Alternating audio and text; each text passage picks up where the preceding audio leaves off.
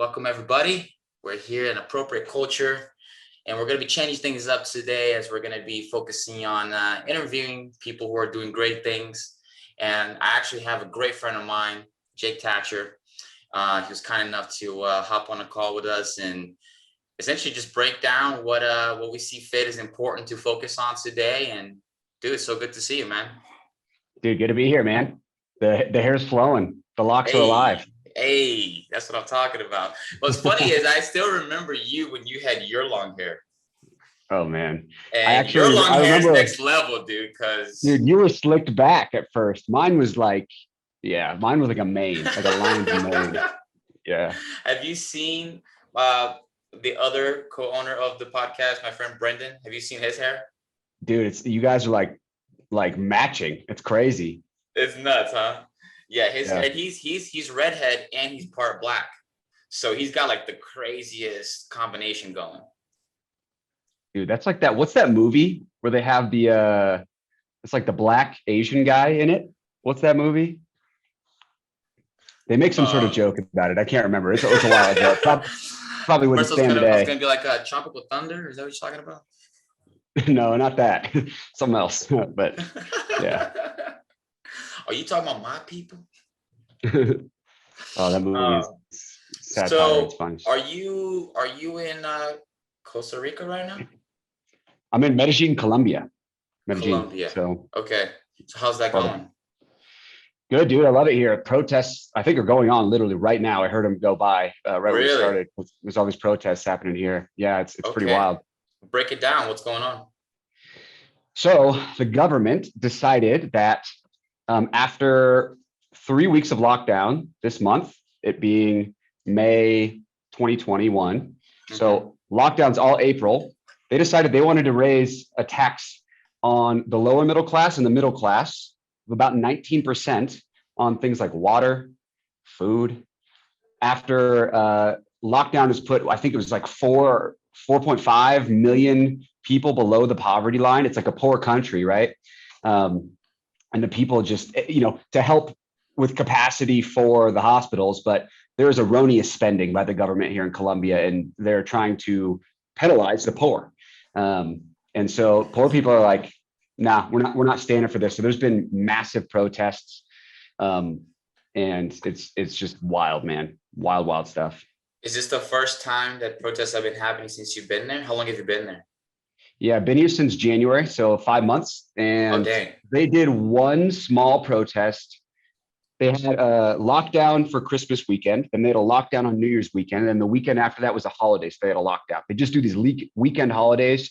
You're not really even supposed to go for a walk, technically, or these lockdowns on the weekend. The weekend after that, I mean, you know how they do lockdowns. They don't tell you how long it's going to go. They string you along. Right. They try to add another weekend lockdown, but there was no holiday.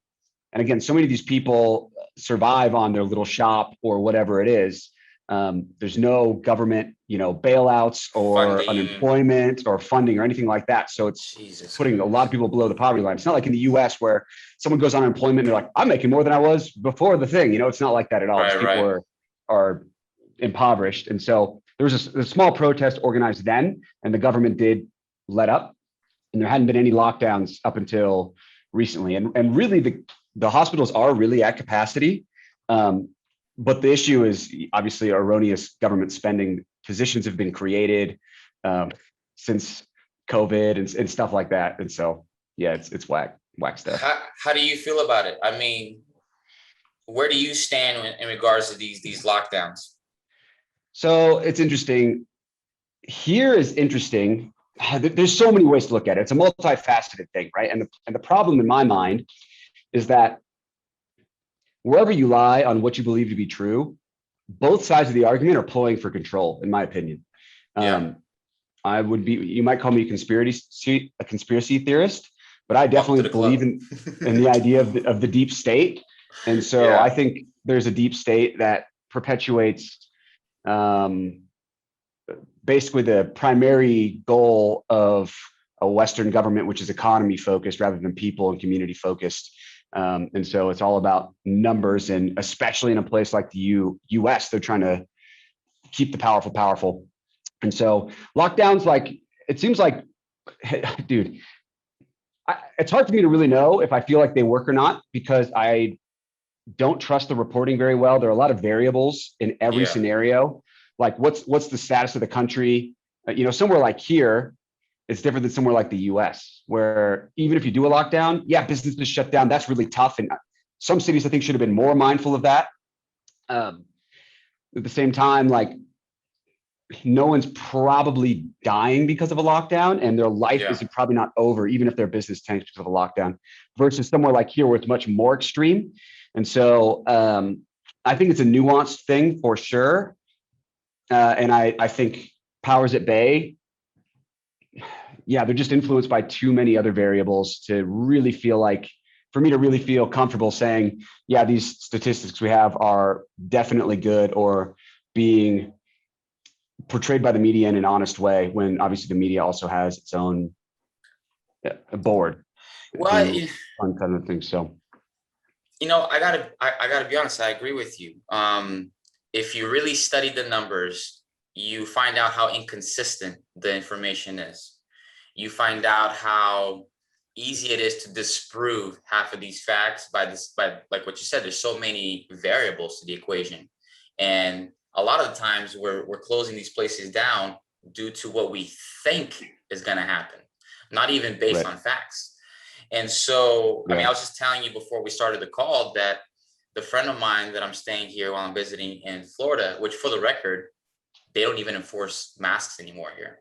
Right. Businesses are not enforcing masks. I have not seen any riots. And actually, a lot of the laws that just recently got passed from the governor here, his name escapes me. But long story short, they are protecting the locals and the small businesses as opposed to ruining them. And it seems to be a whole different aspect than what they're doing in Seattle, which is where you and I are both from. And you were living in Capitol Hill, correct? Yeah, I was up on Capitol Hill. So you left Capitol Hill soon after you went to Columbia? Yeah, it was November when I came. My lease ended, and then I came here in January. So there's a little bit of time in between, but November 2020. Okay, so you were in Capitol Hill in the thick of things when. Yeah, Black Lives Matter was prominent, and Chaz, or originally Chop or whatever, was going on. Mm-hmm. A lot of protests. One of my good friends, he's a friend, an old acquaintance that we both know, John Mitchell, was I know. He was doing media for the independent media source, and his place was very close to where it was happening. It was essentially right near where the next door to the police station. Literally, he's the neighbor of the police station. Like, it couldn't have get like disclose dude's address, but yes, he was literally next door, and he's probably out there hanging out in his van. And he was doing a lot of the filming, which was also fascinating. And so I got to spend some time right there, get his perspective. They're an independent news source, and so very, very interesting being around all of that and seeing it versus seeing what the media did, said about it, and very, very interesting dynamic. So we know the media, as far as I'm concerned, was painting it as if it was this peaceful demonstration. And I got to do this quotations because, let's be honest, a lot of the stuff happening was not peaceful. And I mean, I went there for a walk. I'm referring to Chaz when they had the autonomous zone for 3 weeks, something like that. Yeah, something like that. So I was just telling you how my friend, she had bought an apartment pretty close to the location. When they were going through all the areas, the protest definitely came in front of her house and all in the area. So she was getting both ends of that. But her property lost a ton of value right off the bat after that situation. And it seemed like right now, almost I think I found out 35 businesses from that local area came together to sue the state of Washington for allowing that to happen for that long. Wow. And so I went for a walk at Chaz. I took a stroll there one time. I'll tell you what I think of it, but what was your take on that whole demonstration, autonomous zone? It's a little bit of a complex opinion that doesn't come to, I think it's good or I think it's bad. I think so I'm more and more falling into the category of anarchist or libertarian, true libertarian. I don't really coincide with the left or right or really agree with the system in place at all. Anarchy, by definition, doesn't mean chaos. It implies some form of system, but it essentially implies that there are no deistic powers that don't actually represent the voice of the people, which is, I think, the primary issue that we deal with now, is that the powers at bay don't represent the voice of the people. They represent the interests of the lobbyists and the people funding them on both sides of the equation. And so, that being said, my opinion of Chaz is, I think the idea behind Chaz of maybe there is a small area, and I believe there is one in the Netherlands or something like that, that is separate from the state, that kind of gets to do their own thing in a localized communal setting. I think that makes sense. I actually think that's a cool idea. And you know what? They can figure it out for themselves without red tape, if there's a lot of essentially a decent amount of agreement there. Right. That's a good thing. That being said, you know, it is complicated on how does that work. You would hope that concept could be practiced through the current system. I don't believe it is going to happen through the current system without some other alternative to the system. You know, that being said, the principles in which you need to build that on have to be, they can't be threaded with taking, I don't think. Yeah. That's how America was founded, right? And that's some of the main issues that people have with America is they took the land and raped and pillaged the Native Americans in terrible ways, and the retributions have not been hardly adequate. They took people from Africa, and you know, so it was this taking mindset. And so, not that I think that necessarily the heart of Chaz was to take, but they were taking. I understand if you feel like that is all you have, why you would do that. But again, America was also birthed in that. And so I think you have to be a little bit careful with that. So I like the idea. I understand the pain that was caused by it for the local business owners of all kinds. And I'm not aware of any way in which the community of Chaz tried to do anything to support those local businesses. Actually, they were trying to do some straight up mafia tactics, walking up to certain businesses saying that if they weren't for it, that they weren't going to be protected, as if like, hey, something might happen to your business type of thing. And, you know, at the end of the day, I feel you with the concept where the idea of a self-sufficient community can be created. Yeah. If everybody there wants to be part of that community, everybody understands how that community works and so forth. My problem here is don't show up to a community that's already been built. You need to go to a place that's not already taken up by locals, by businesses, people who have put their efforts and their money and their emotions into creating their home. And then you show up and say, oh, now we're taking over and it's going to be like this. And so that to me is where it's like, yeah, don't get me wrong. You know, look at something like, what's that one festival that everybody goes to in Vegas in the desert? Burning Man. Okay. So that is the type of idea of a community that these people would like to build, where there's no money involved. It's all based on love and services and goods and that type of stuff. Well, they go and they find a place in the desert where nobody's there. And guess what? People let them go there. People let them go, spend 1, 2 weeks, 3 weeks doing their thing. And that, to me, I'm cool with that. You want to start your own community and you want to bring people in, everybody agrees, fantastic. But it comes down to like, it's when you show up in other people's homes and you say, this is how things are going to be. And in a way, didn't even make it better. Like it really just looked like a rundown music festival. Yeah, it did. So here's what's interesting to your point.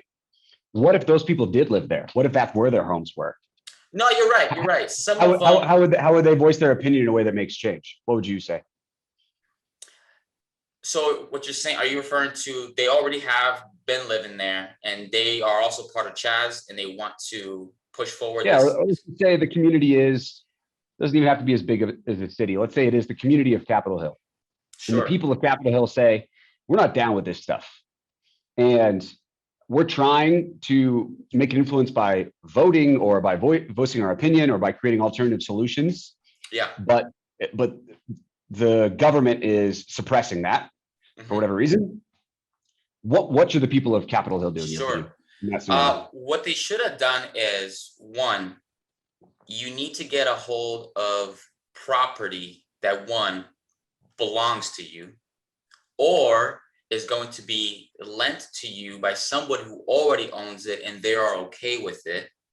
You would need to go and get some sort of permit if you're going to go outside of your zone for a certain amount of time. So everybody's aware that you're going to be here for X amount of time, and therefore people just kind of get along with the time frame. But I mean, truthfully, it's like, I understand that there are circumstances where people want to make a change. You know, I've been in the position where I was thinking to myself, I used to be a lot more on that mentality of, I don't want to call it leftism, but, you know, liberalism in general, when it comes down to not having your life dictated by the system. I was very much in the position where I'm like, yeah, you know, stay out of my business. I'm gonna do whatever I want. As long as you don't mess with me, I won't mess with you. But the older I get, I understand that there is value to some sort of order. And that taking that out of the window, just throwing it out the window, in my opinion, is just simply not the answer. And it seemed like no matter how much the efforts were from these individuals pushing these movements, it seemed like there was a real lack of order. Sure. And so I guess where I'm going with this is, first off, get the group of people that are okay with it, because it seemed like even within the movement, several people were there for different reasons. When I showed up there, it seemed like it was a mixed group of homeless people, hippies, Black Lives Matter, some people that came from outside the state just to check it out because they heard an autonomous zone got created, people coming from Oregon. And so it was a big mix, and it seemed like whatever the cause was, it wasn't a unified cause. It just seemed like there was like 6, 7 different main reasons. That's why people were showing up. I'm here for free food. I'm here to hang out. I'm here to push BLM. And it seemed very chaotic in that sense. And so I would definitely say, one, create a singular movement that's actually pushing in one direction, and not just have a bunch of different groups just show up just because they're going to stick it to the man.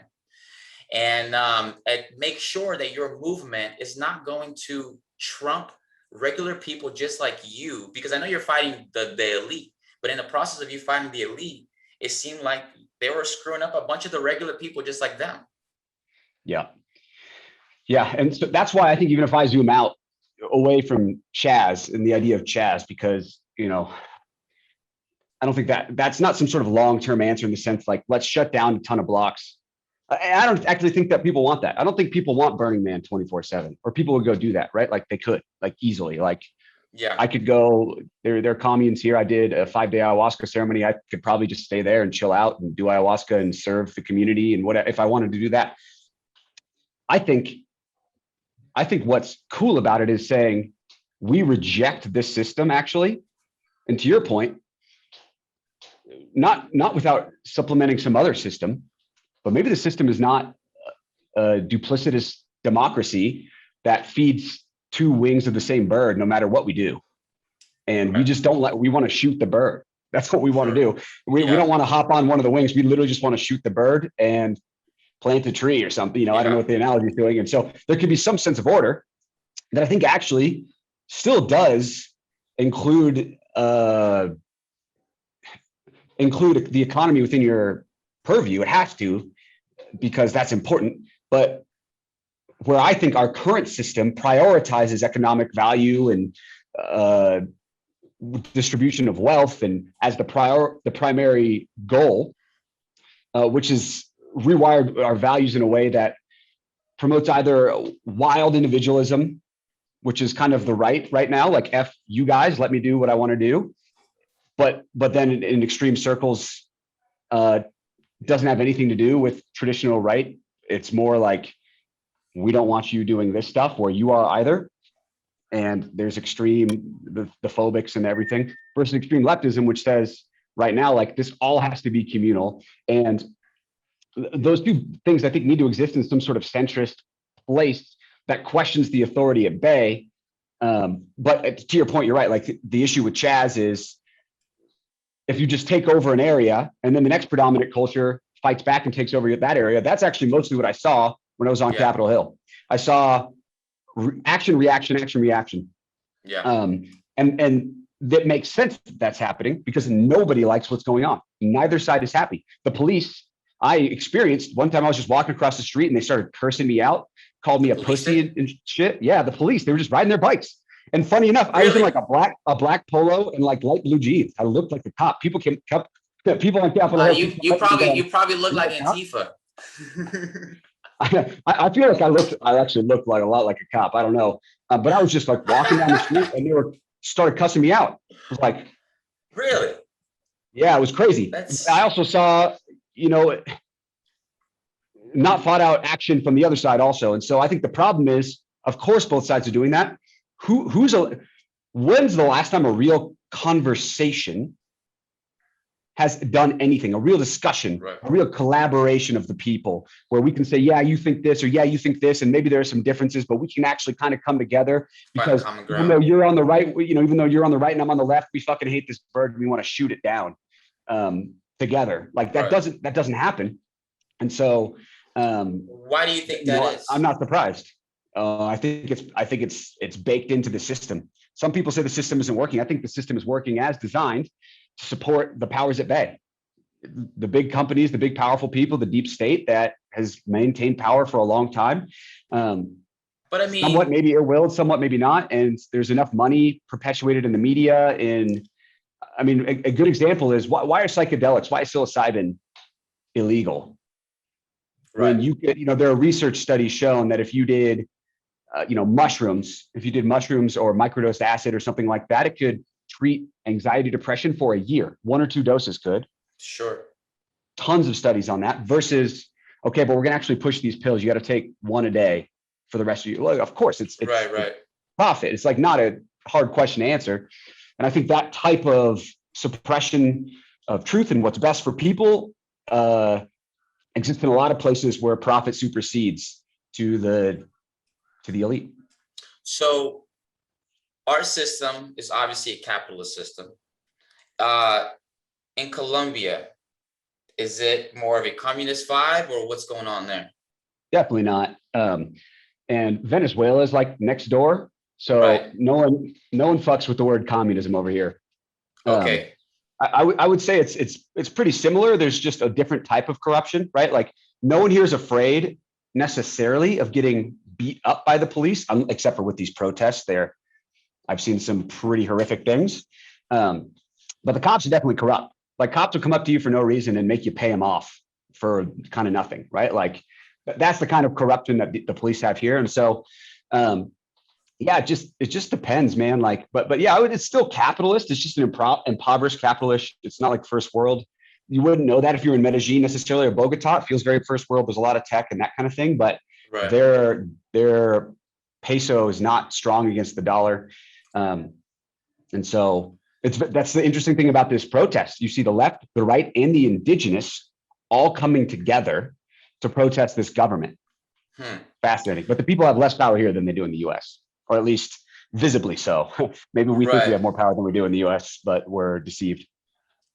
Well, because what I find interesting is, for those who don't know, I was born in Kenya, grew up in Brazil, and then I moved to the United States 2002. And you're actually one of my first friends, as far as real friends that I met, started hanging out with, and we started so way back in the day.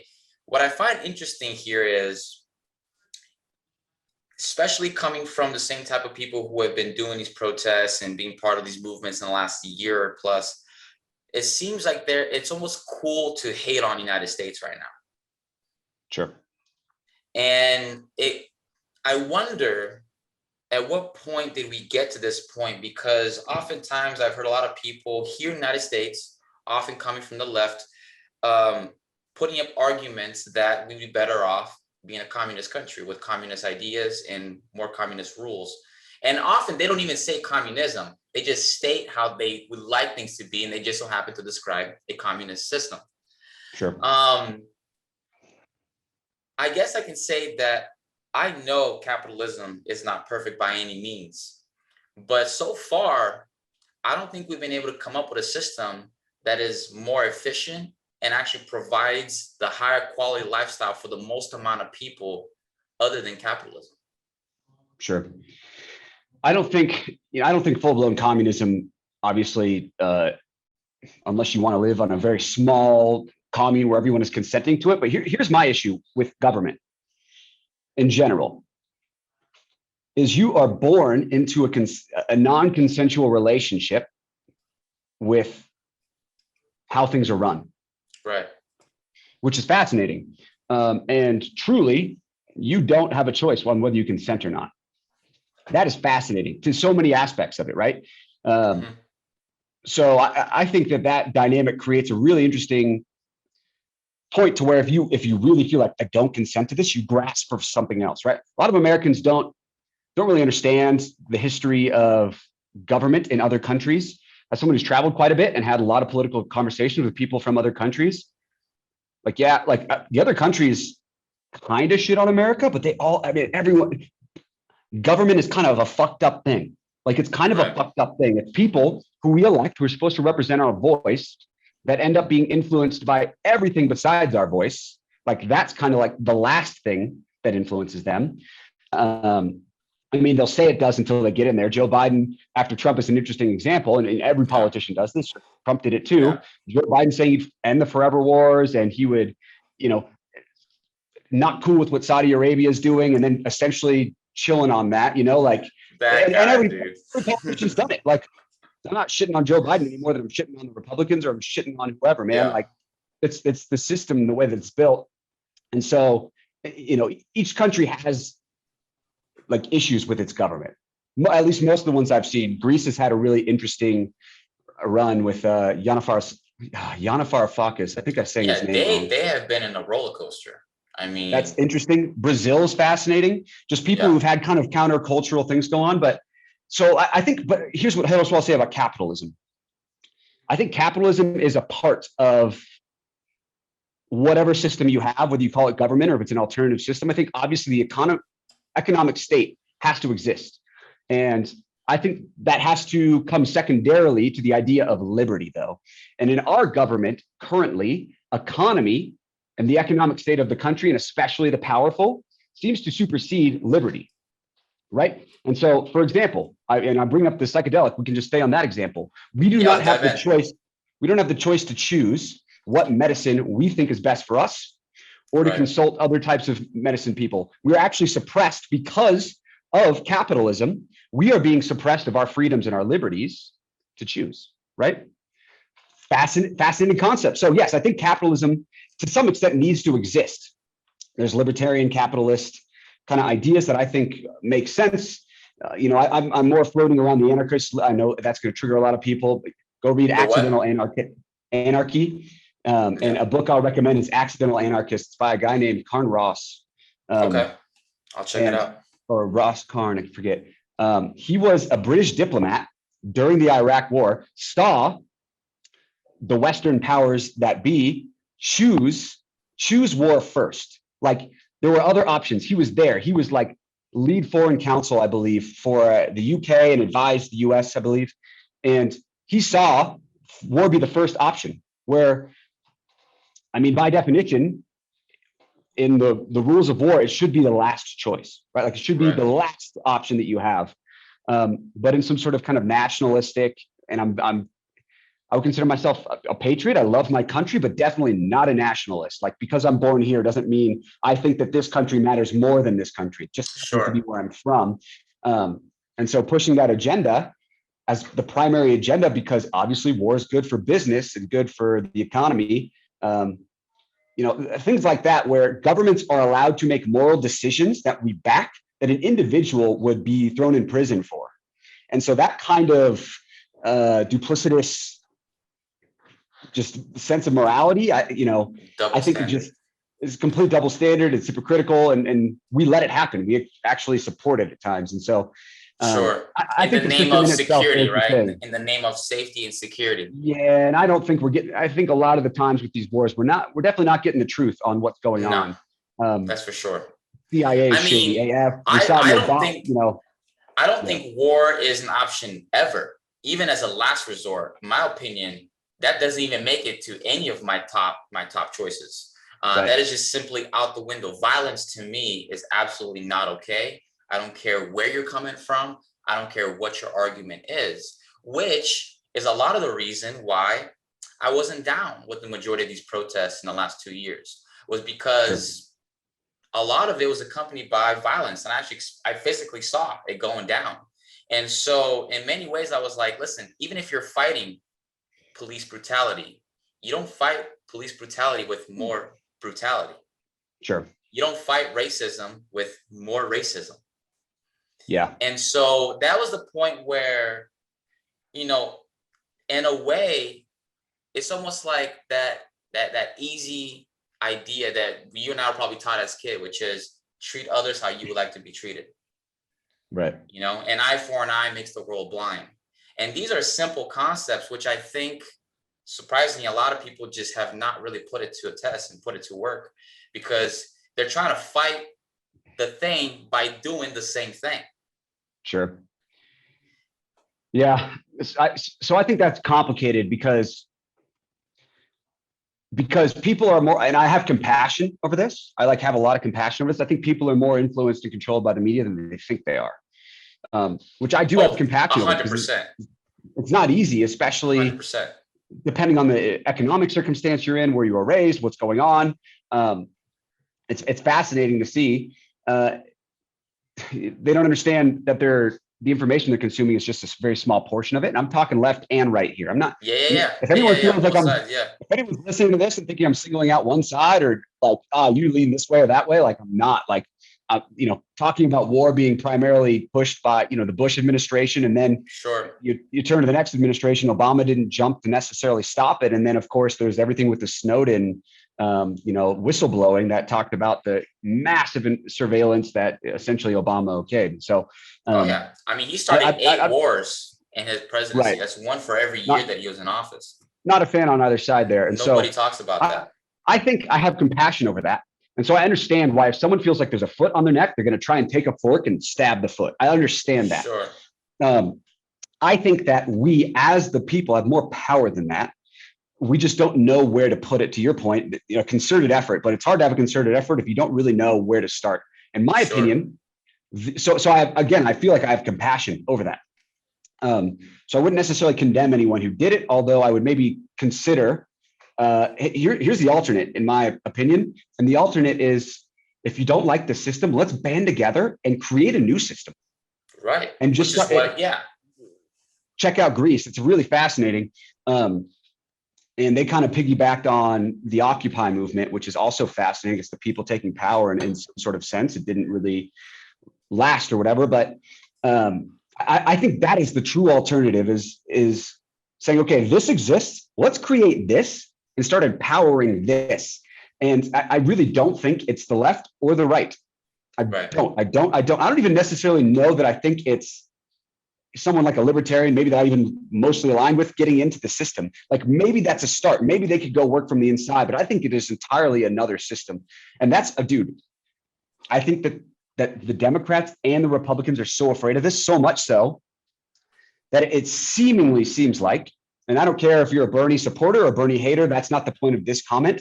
It seemed like the Democrats would have rather had Donald Trump win than Bernie Sanders, or maybe not Donald Trump, but would have rather had the Republican Party win than Bernie Sanders.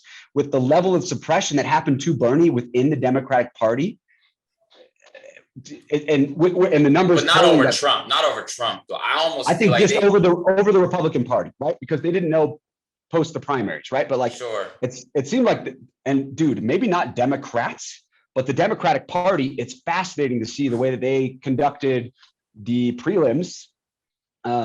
And the Democratic convention, nomination, how they handled it was Hillary, right? Yeah. Versus Bernie, and really, really, really seemed to suppress Bernie's candidacy. And devotion to the deep state over even leftism versus rightism, as it seems, right? And so I find that all really fascinating and very supportive of the idea that they want this system to exist. And yes, maybe it's left, maybe it's right, maybe they really do despise the other side to some extent. But fascinating things that lend me to believe that the system in existence of itself and even protest of isn't going to solve the problem. It's going to be, we need a new system and we need to make it. So or revolution, you know, right, of some extent, which I don't know what that looks like. And well, I think a lot of these movements think that they are starting their own revolution in many ways. I don't think there's much of a difference in their mentality as to what I mean. I've spoken to these people, some of them, obviously not all, in the movements, and it seems like, you know, in many ways they word it as if like this is our time, as in like it's time for us to turn the table over and get what's ours. And so in a way, that's a lot of a revolution type energy coming through. And on a personal level, I would definitely say that just like you, I'm neither left nor right. If anything, I'd be considered independent. And I do believe that majority of people fall in that category. I think when you're on either side of the extreme, when you're the ultimate patriot or you're just trying to take down America no matter what, I believe the majority of people don't fall in those categories. I think the majority of people are like you and I, who are trying to be reasonable. We're trying to live our own lives while still respecting our fellow neighbor. I believe that's where most people fall in. And so, I mean, to go off of what you said earlier in regards to capitalism has done some okay things as far as the results, therefore, but on a side note, things like you can't take certain medicines and things of that nature, I totally agree with you. And where I want to go as far as transitioning is with the natural psychedelics, in which you've told me that you've been, testing out and being around and experiencing. As a quick side note, before I want you to dive into that, here when I was in Florida working for Microsoft, I ended up going to the biggest, largest medical convention in the country. I forget what the acronym is, but when you enter the event, they say where the greatest minds of America come to meet. You know, it's a big grand sign, and you're apparently surrounded by surgeons and doctors, the best from the whole country. And so I'm like, okay, cool. I was here to showcase a holographic application that was going to be implemented into the system and the industry. And the surprising thing was, after about 5 days, and I had done hundreds of demos, I realized that the vast majority of all the doctors and surgeons and medical professionals I interacted with were all obese, just straight up obese.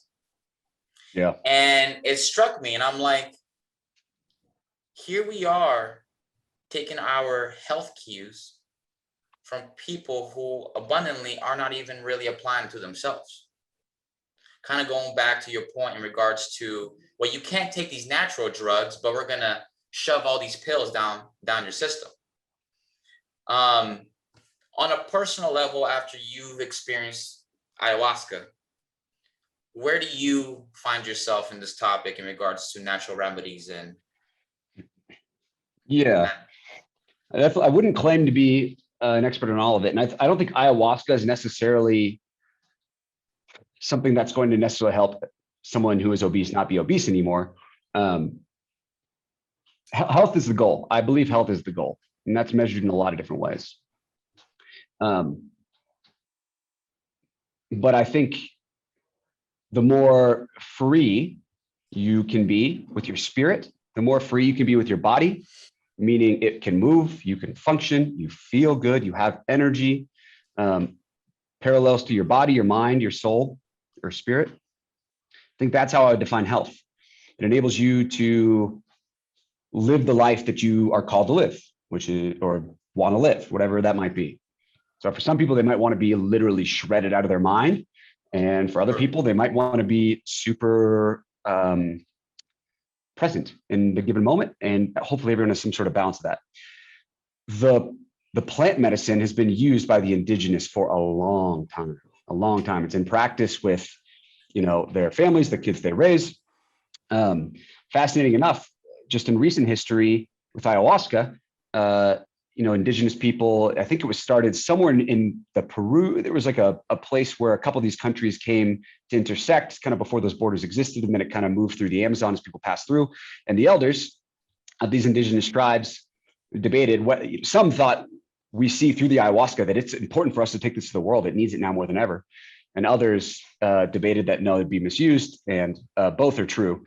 So both are right. But through my experience in life, as someone who has delved into trying to really understand myself, personal development has a connotation. It's not necessarily to go up, up, up. It's to go in, and to be more free. That's the goal for me, so that I can be more of myself, who I am in the moment, and less carry these facades and these veils and these masks that I wear to portray myself in whatever way. A lot of times I don't even want them. They're just fucking been repurposed over and over again as my past has told me this is what kept you alive. You don't want this really bad thing to happen again in the future. And I just swing back from past to future to past to future.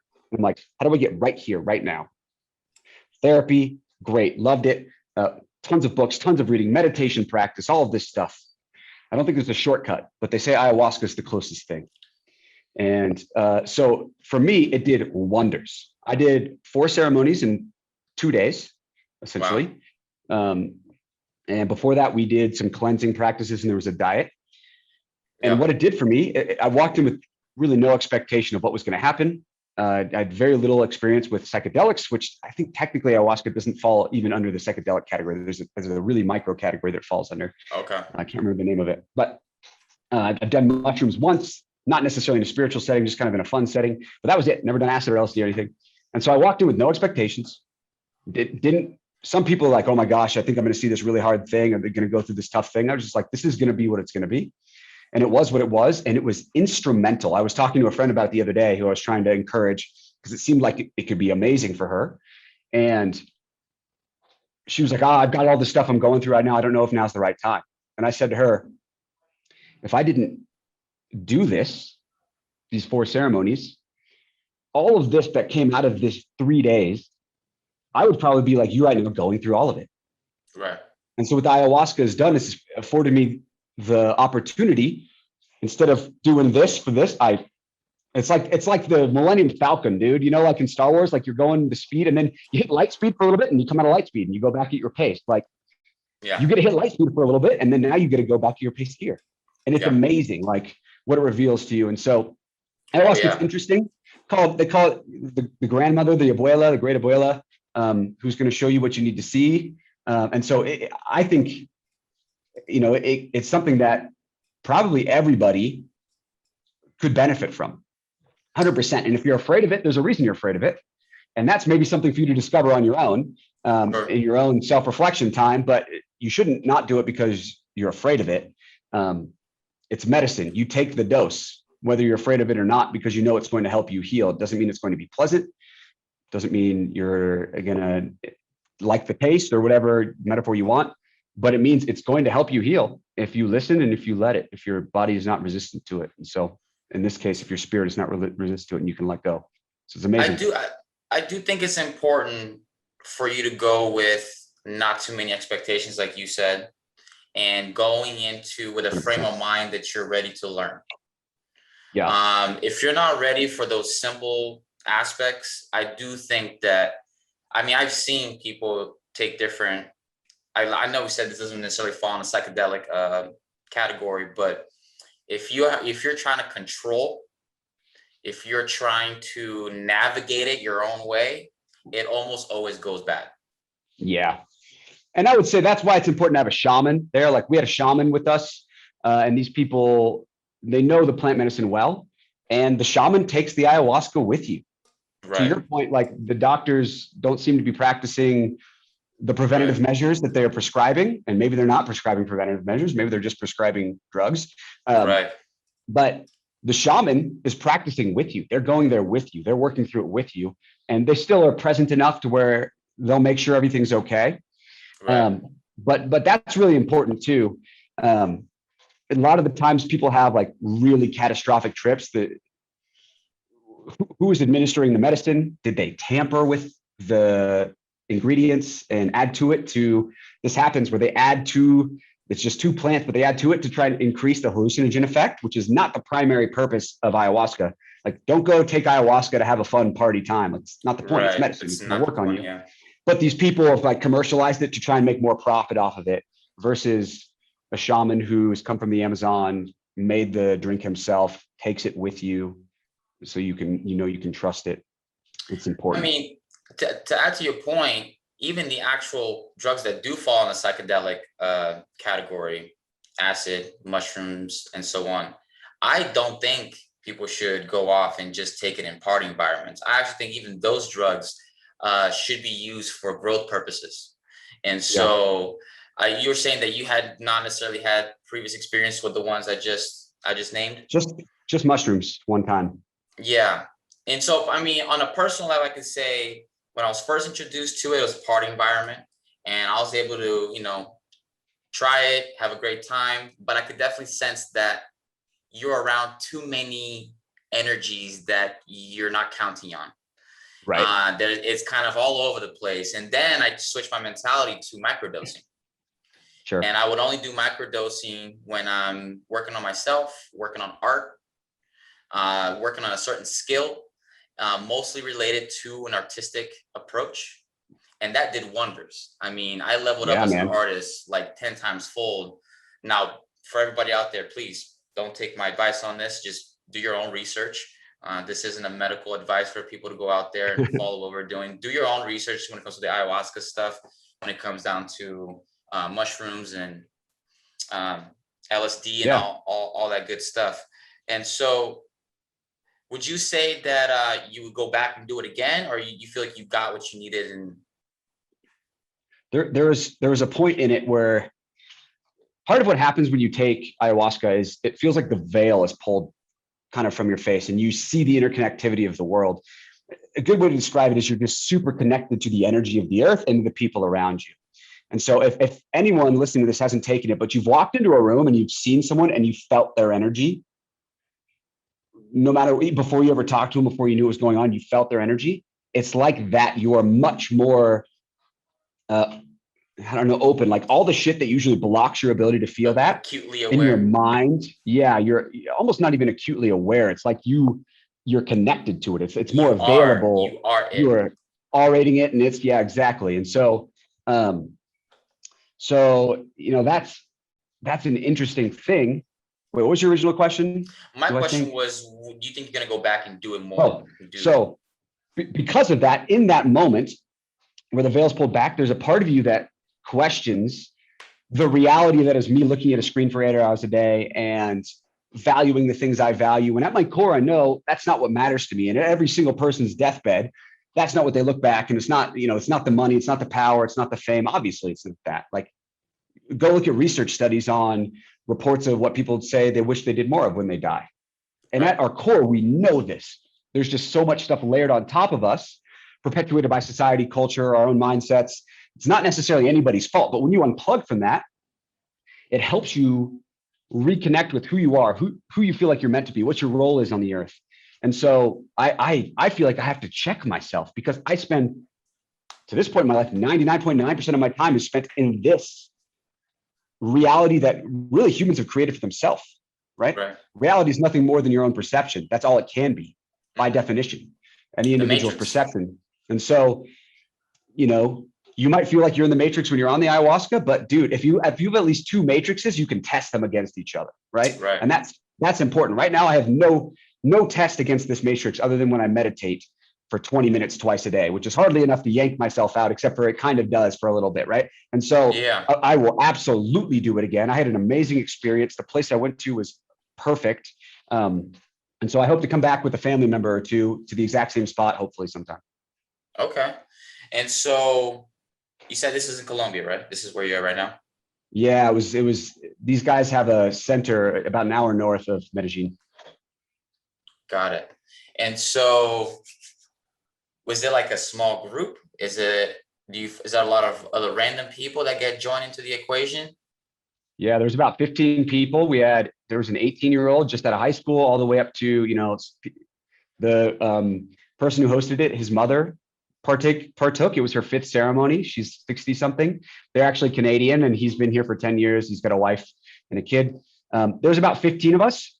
And the advice they give is no matter what anyone else is going through, like we're paying attention to them, try your best to focus on your process. Right. As much as it might be your impetus to help your spouse or your kid, whoever's here, everyone needs to go through their own process. That's instrumentally important. And it's what happens in life, regardless of how much you try and help people, you're influencing their process that they may or not need to go to, right? It's like the idea of the helicopter parent or the spoiled kid or whatever, like it's obviously going to impact their own growth. And so, yes, there are other people there. You might actually interact with them in a cool way. I interacted with a lot of people in some very beautiful moments where we supported each other in certain ways.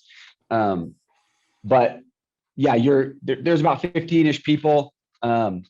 You want enough space so you can lie. Everyone's mostly lying down, especially the night ceremonies. You're not sleeping. You're just kind of working through what you're working through. In the day, you might be more like walking around. And then they'll have people playing indigenous songs, ayahuasca songs that have been played for a long, long time. Yeah. Actually, in the 4th ceremony, I was listening to it. I was really into it. And I just saw an extra guitar and I just grabbed it and throwing down. And then I hopped on the big drum. I don't really know if I was supposed to do that, but I just I've never felt the music.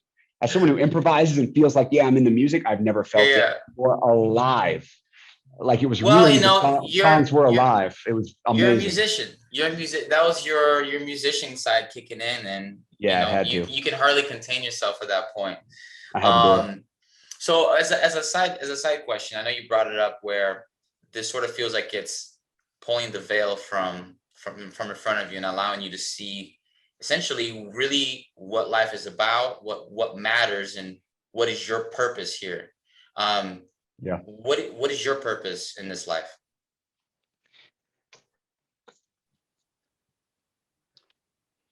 So at my core, I love people. I really do love people. And I grew up in a setting, as you know, where I don't know if I'd call it strict, but there were a lot of parameters that persuaded your worldview. That's what I see in the political climate and the climate of the world today. But I have empathy for it because it was me and is a lot of people I know, and probably still is me in ways I can't see, right? Like I probably have blinders. Of course I do. And so I have a lot of empathy. So in a world where it's so extreme and you're not allowed to be wrong anymore, it's very hard to be allowed to be. If you're wrong, you're a bigot or a snowflake or whatever, right? Sure. I think my purpose is to hold space for people to heal and help them feel like it's okay to grow. Truly, when it feels risky, when it feels scary, when we're in a risk-averse world, I really think that and to lead in that. I was a leader always, pretty much growing up. And when I left the church setting I was in, I essentially rejected that because it felt like my neck was out too much and it sucked. It sucked. I was taken advantage of quite a bit in my willingness to help. I was, your neck is stuck out. You get stabbed in the fucking neck a lot when you stick it out. It was unthanked. I was alone. I was isolated, and it was hard. And so when I left that setting, I was like, I'm just going to do me and enjoy me. And as I interact with people on a one-on-one level, I want to obviously still hold space and all that. That's a skill I've grown. But through the experience, I reawakened the call for me to lead. And I think everyone has a role in this world, none better than the other, in my personal opinion.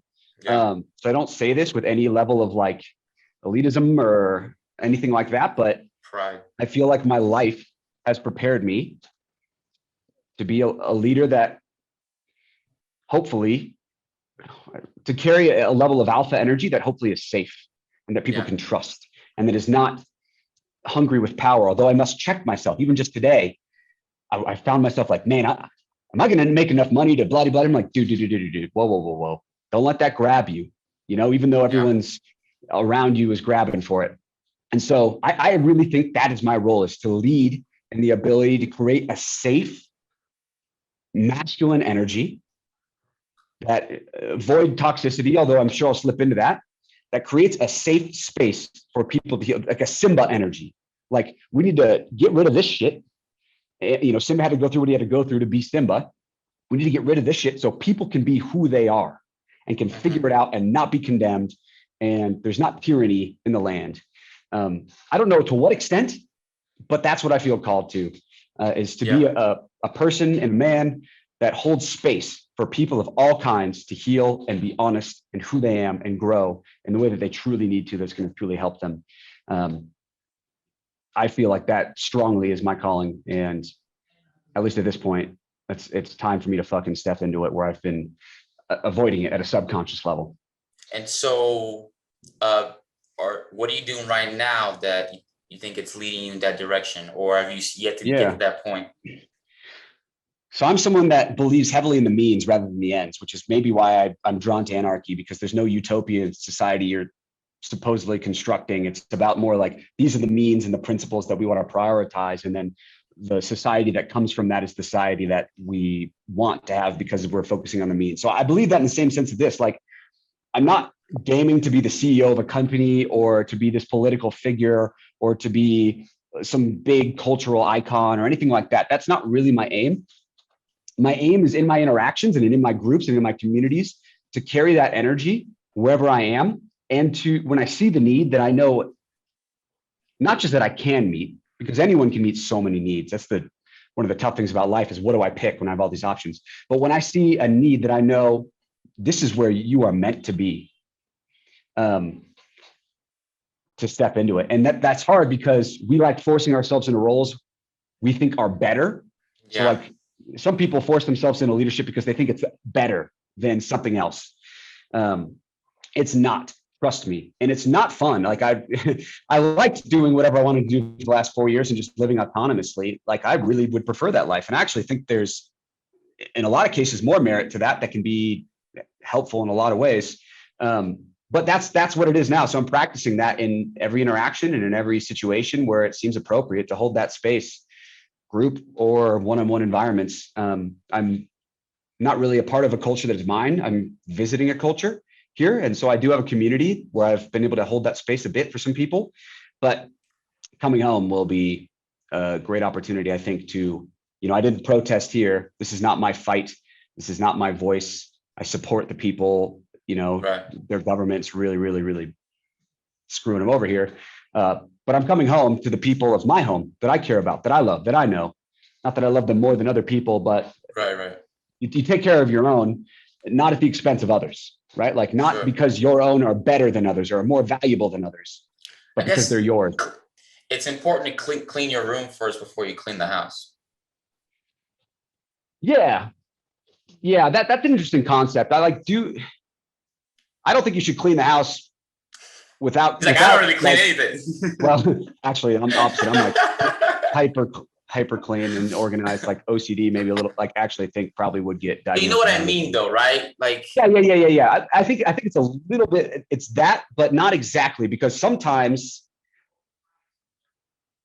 like, you should be cleaning your room every day, right? But sometimes companies coming over or something big's happening where you're like, you know what, I need to prioritize the house really quick. Like, yes, I do clean my room. I do take care of myself. But in this instance, I got to just skip over that. But if you're literally just leaving your room trash, if you're not taking care of yourself to any extent, then you probably just aren't going to be good. Like, you're not, and maybe not even really helpful when it comes to cleaning the house, because you haven't been practicing cleaning on a small scale, right? And so there are instances where I do believe, like, skip to the house.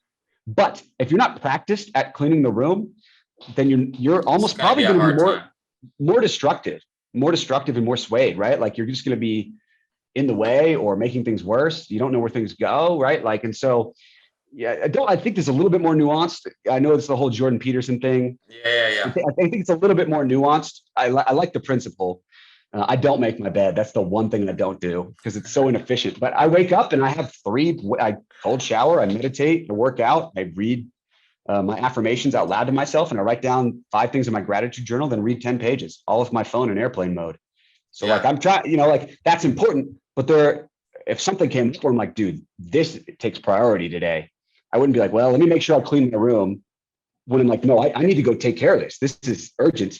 That being said, I do the room every day, and so I'm hopefully ready for the moment where I need to skip the room if it comes. Sure, 100%.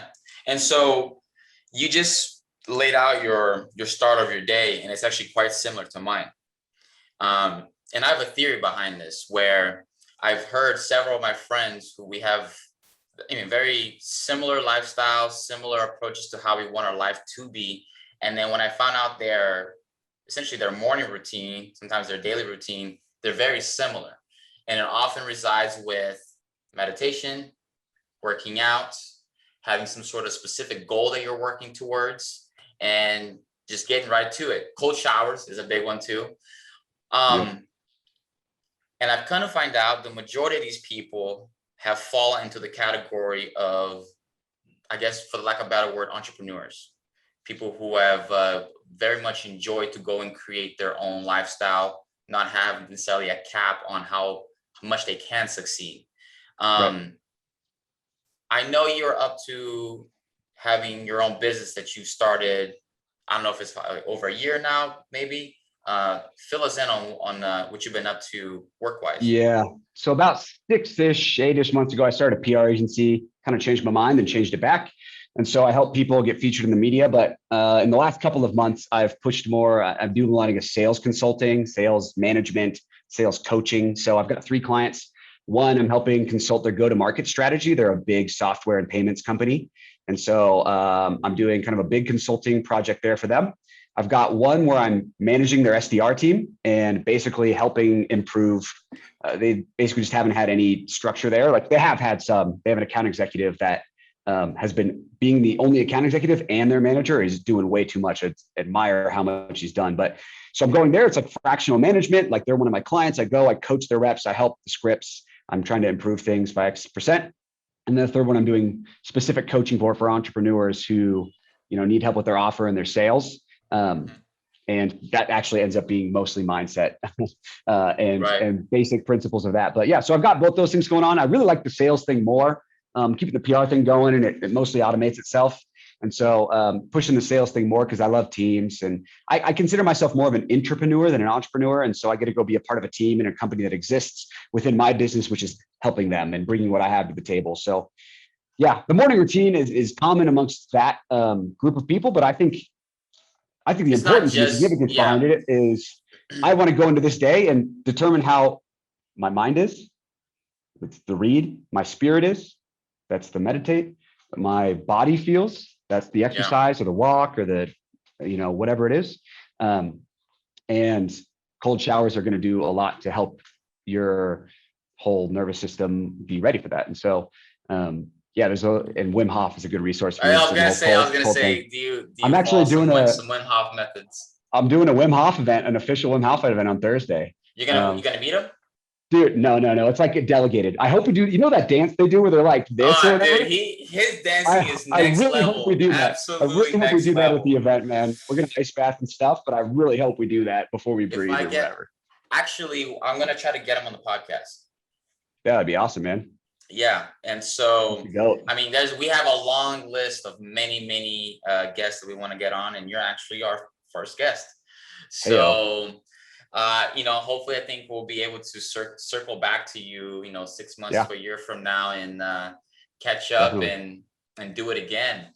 It looks like we're coming up here at the top of the hour. Yes, we are. But I feel like we could dive into so many things, which is why talking to you is so awesome, because you're a diverse person with a lot of different perspectives and great outlook and experiences in life. And so we could make this into a 4-hour podcast if we really wanted to. But I would say for the people who want to catch up with you and follow what you do, I'll put the link in the description, but go ahead and where can people find you? Instagram is really the best place. It's the only place I really consistently post. I'm at Cabbage Tatch Kid. It's like Cabbage Patch Kid, but TACH instead of patch. So CABBAGE, TACHKID. It's like a play on words. And what you'll find there, I don't post a lot of posts, but you'll find a lot of stories. And it's basically going to be all the stuff on Instagram that helps you take Instagram less seriously. So I might post something kind of motivational or self-empowering, or I might post a really dumb joke that's like satirically self-deprecating just to make you giggle at how stupid it is. Or if you make it into my close friends, you might see some really crazy dating stories. Like maybe some of the wilder ones I've ever heard. Should we just dive? Oh man, I want to dive into that real quick. I mean, I did check out your Instagram before we started, and I saw one post I really enjoyed where you're wearing a shirt. You are enough. There was that one. I'm referring to the one where resist the temptation to hate. Oh, resist the temptation to hate. Yeah, that's my annual birthday mirror pick. I take one on my birthday every year. I've done it for the last 3 years, and I kind of post along. I like that. I might want to get that shirt too and rock that. It's dope, dude. You got to resist the temptation to hate. It's hard. It's easy, man. It's very easy. I've noticed that getting, trying to stay in the loop of different things, especially when it comes down to like political stuff, it's all hate. It's all hate. And if you don't check yourself and start to analyze what it's doing to your mind, it's a slippery slope. Yeah, I've been getting really into stoicism. And one of the 4 virtues is temperance. And there's this very interesting quote that says something to the extent of, I'm not quoting it, I'm paraphrasing it, but if you're emotionally reactive, you're controllable. And I think that's a pretty decent assessment of the political state and how it perpetuates in the media and how people interpret it and Facebook and all that kind of stuff. So important to know that you may be being controlled right now if you're highly reactionary. 100%. Resist it. Well, dude, thank you so much for coming on. And man. I look forward to catching up with you back in Washington in a little bit. I'll be there in a couple months. Drew's getting married. So's Donnie. Oh, snap. Then we go. It's time to party. We'll celebrate. Marriage time. That's right. Awesome. Well, there you have it, guys. Jake Tacher, Appropriate Culture. We're going to be having the podcast episode coming out shortly for you guys. You can find us on all your major platforms where you find podcasts. And you can also find the full episode here at appropriateculture.com, as well as, us on the social media platforms. Appropriate Culture Podcasts, I believe, is our username. And so thanks again, guys. And we'll be back with you guys next week. Later. Thanks for watching this episode from Appropriate Culture. If you want to watch other episodes, make sure to make your way to appropriateculture.com. You can also hang out with us in other social media platforms. They're all in the link in the description. And aside from that, if you want to listen to the podcast on other platforms like Audible, Spotify, any of those, you can also find us there as well. Link in the description. Take it easy, guys. Have a good day.